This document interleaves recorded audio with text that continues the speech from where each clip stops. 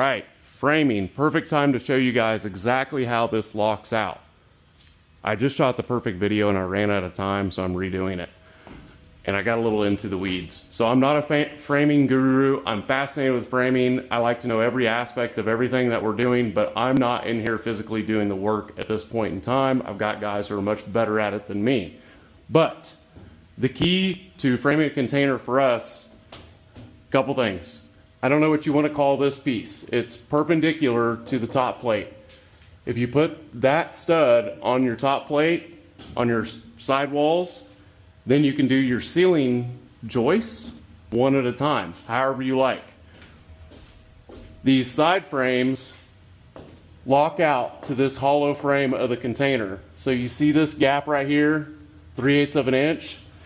If these are plumb, that's what you end up with at the bottom, 3/8 of an inch. And then you screw these to the floor.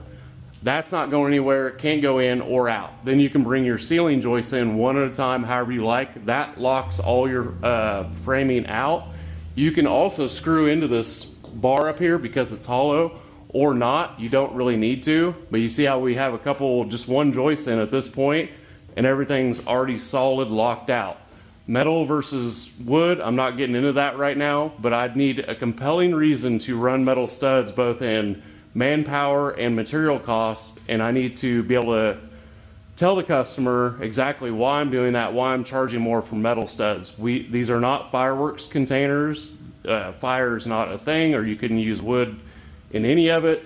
The wood is much better in every way for our purposes. So we've had that discussion. Back wall. You've got these weird corner castings in the container, so what we do is bring this back wall out flush with this corner casting. That gives you line or room for the mini split lines, which we generally always, not every time, but generally always run the mini split on the back wall of the container. That gives you this gap, and then you don't have a weird corner casting to finish around when you're doing your OSB or shiplap or trim or anything like that. So that back wall is bumped out just a hair, and these are all 2x3s. I'll show you how the framing around the door comes along with the way we do the door with the 2x3 framing. But what I really want to show you guys was just adding this vertical stud to the top plate. Again, don't destroy me on the nomenclature for framing, but that's just what I'm calling it. And then you can do your ceiling joists and not kill your back and shoulders doing the ceiling, and lock these all out perfectly. So that's how it comes together. If you guys have questions, let me know. I know a lot of you guys are framing or want to frame containers, so I think that gives you a really clear picture.